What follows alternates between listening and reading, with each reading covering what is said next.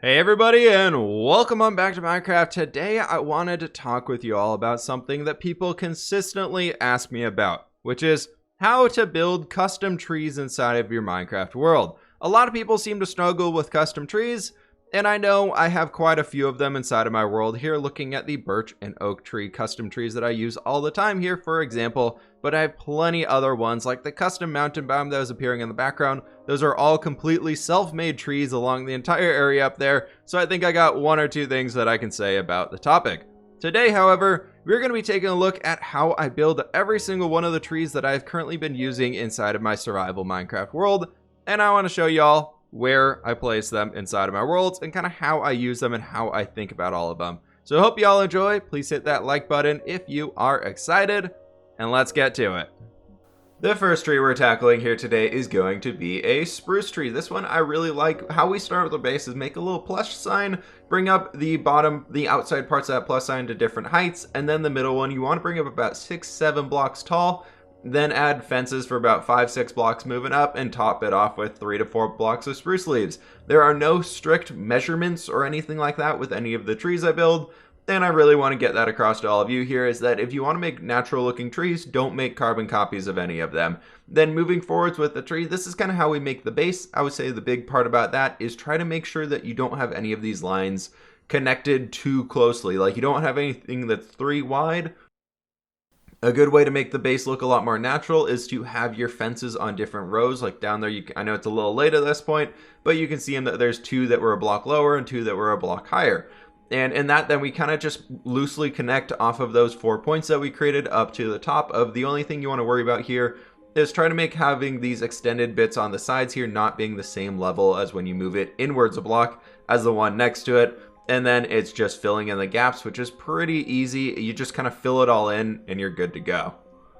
While we are working through all these tree designs, I want to show you all how I use them inside of my own Minecraft world, because there's one thing to show you all the bunch of tree designs that we're going through here, but it's probably a little bit more helpful to know where I use them and how I use them. So our big old spruce tree here, I'm using inside of our mountain biome. Of course, it's kind of one of those mountainy trees that you see around.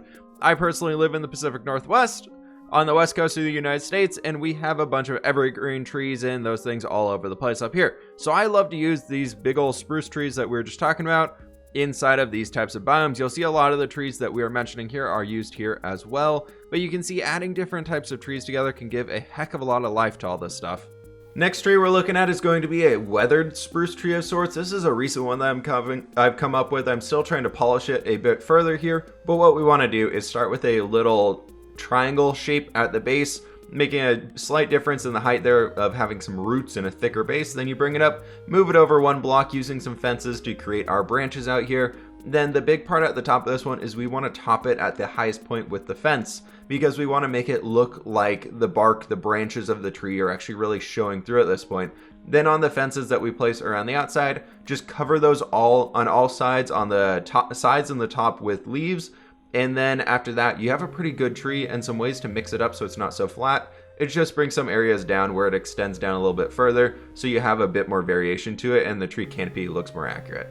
Now the weathered spruce tree, as I like to call it, I dot this in very occasionally within my spruce forest because it feels like one that's kind of having a hard time. It might be a sick tree, it might be a dying tree or something like that, and it helps add a lot more variation to all of these like perfect trees that are around here, the very natural, healthy ones. Maybe we need to fix up that straight line of that one, otherwise he's a little weird looking. But overall, adding these in here and just mixing up the trees in your forest can help a lot. So I don't like using a very large amount of these. Probably one of these for every 5 or 6 or so of those is probably a good way to do it. The final spruce leaf based one that we're looking at here is called the cypress tree. You just extend this up about as high as you want it, and then extend some fences around the outside just to add some tiny branches on it. Cypress trees are usually more along the manicured side, so on this one I try and make it look boxy on purpose. So if you add it to like a nice fancy area inside of your world, it does make sense with that. And then loosely just stack leaves around the entire outside. Now this final spruce type tree that we're looking at, I actually consider to be more of a cypress tree. It almost feels more Mediterranean. So inside of my own world, I've currently only used it in a few places, this being one of them where we have a large amount of them, but I love the tree because I think it works very well in a fancy area. So Inside of this area, we are at the 7 Cypress Winery. So a winery is probably a very fancy place inside of your Minecraft world. So I want to give it some fancy looking trees that are very much manicured. So they're meant to be very boxy, but I think that type of stuff can actually really fit well with the world in general. Now for my first ever custom tree I built. This one I consider to be a palm tree. It isn't the most palm tree-esque looking type of one, but I really like it regardless. What you want to do up here is extend your jungle wood up to a good height and moving it over every few blocks so it's not just a straight line. Then on top of the very highest point, add fences around the base. On top of those fences, add some leaves and add a canopy up on top of that comes out to 3 flat on each side, and then remove a few of those. And you get something a little bit like this, and then all you do from there is extend the leaves down on the outside as you're seeing what we're doing here. It's very, very easy to get this one down. It's a little bit of a pain in survival seeing as you're trying to extend leaves downwards, but it works out pretty well, especially with scaffolding now. Then to make it not so flat on the top, just add that little plus shape on the very tippity top there, and it works out great. One thing I love doing on this is adding vines down the sides.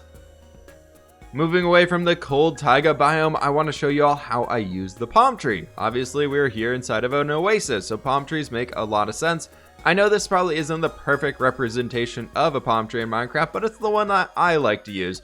I wanted to find a use for jungle wood and all that stuff in here. The design that we built up there together is a little bit different, but the cool part about these trees is you can make them go at any angle that you want. For example, this one right here, instead of being like that straighter one that we built up, just move the logs over to the side and you're good to go. And the top of it, you pretty much keep up the same as you want, just adding in those weird like pillar drop down hanging bits of the leaves, and you're pretty much good to go on that one. Now for one of my good old-fashioned favorites, starting out here with a plus shape, we're going to be building the oak tree. This one is really all about how you set up the branches. I love this one. Starting with the base, you want to have the branches extending 3 blocks out in just random directions throughout. The whole tree probably here comes up to being 12 blocks tall or something like that after we get the leaves on here. And then just start throwing fences in randomly. Make them look like small branches sticking off of the large main ones that we built with the oak logs. Then from here, the leaves are kind of tricky. This one is a lot of fixing and removing and adding and kind of taking away things because we want an airy look to this. We want to be able to see the trunk. So a big thing I can recommend here is just kind of start with each branch and build them individually. Now for the big ol' oak tree. I absolutely love this tree design. I've been using it for a very long time.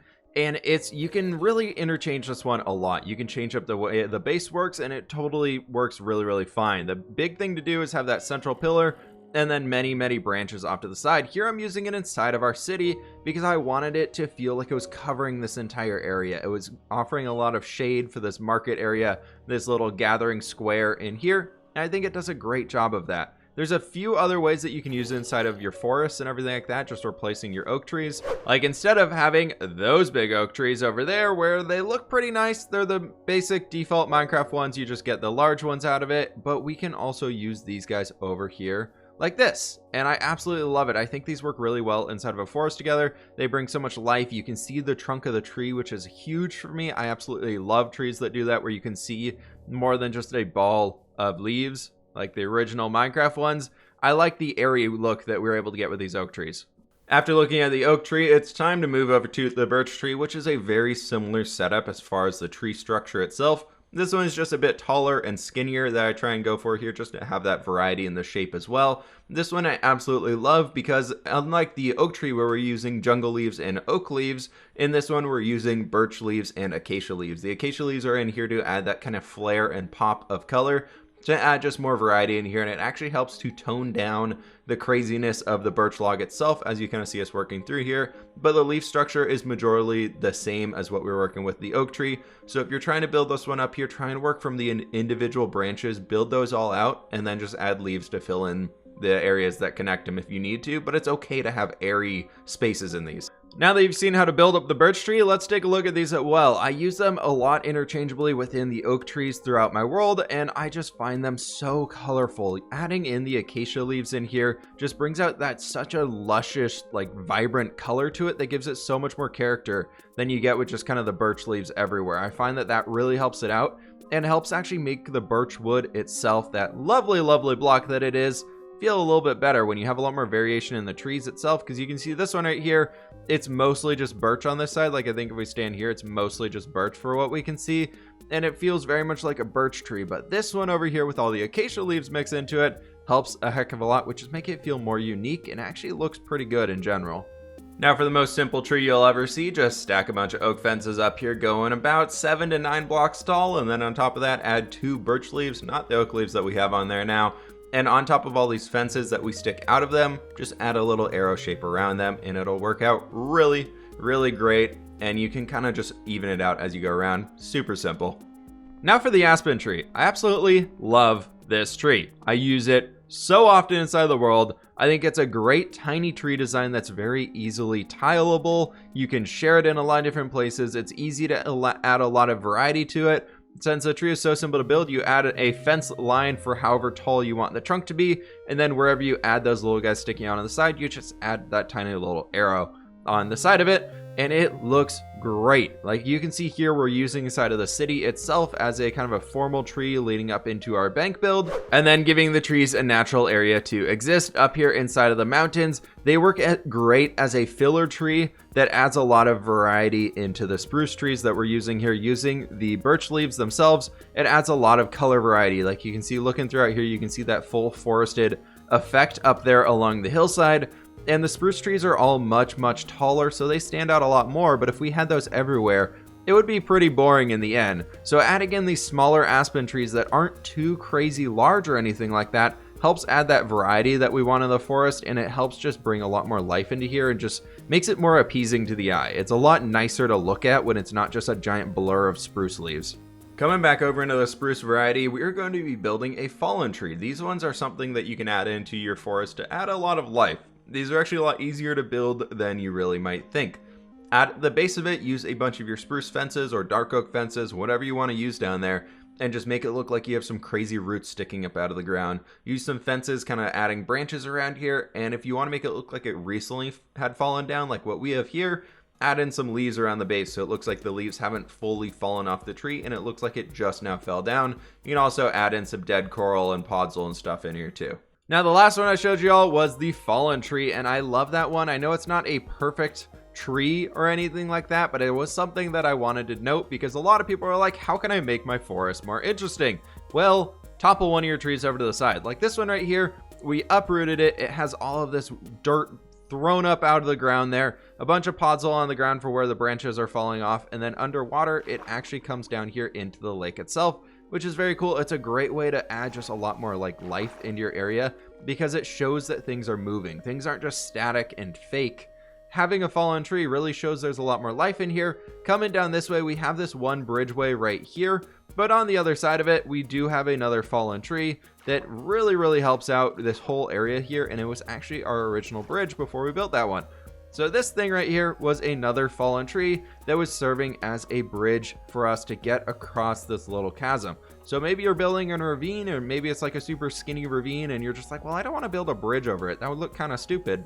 Maybe build a big old giant fallen tree that's going right across the top, and that's how you can get around instead of having to walk all the way around it the entire time. You can just go right over on top of a tree. Thank you all so very much for taking the time to check out today's video on how to build custom trees within Minecraft. I hope this was all helpful for you all, and I hope you all go and build all of the custom trees that I use inside of my worlds so far in your own worlds, and then it helps you create some custom forests, biomes, whatever your project might be. I do hope this one was helpful for you all. Are there any other types of trees that you all have been curious on how to build? Anything else that I should try and tackle to help y'all out here? Maybe some more underground or underbrush foliage type things, like how I add rocks and structures like that throughout the world to mix things up so it's not just a bunch of trees all over the place. But be sure to let me know that down in the comments below. But that is going to have to do it for today's episode. Please hit that like button if you did enjoy, subscribe if you're new, and I will catch you on the flip side.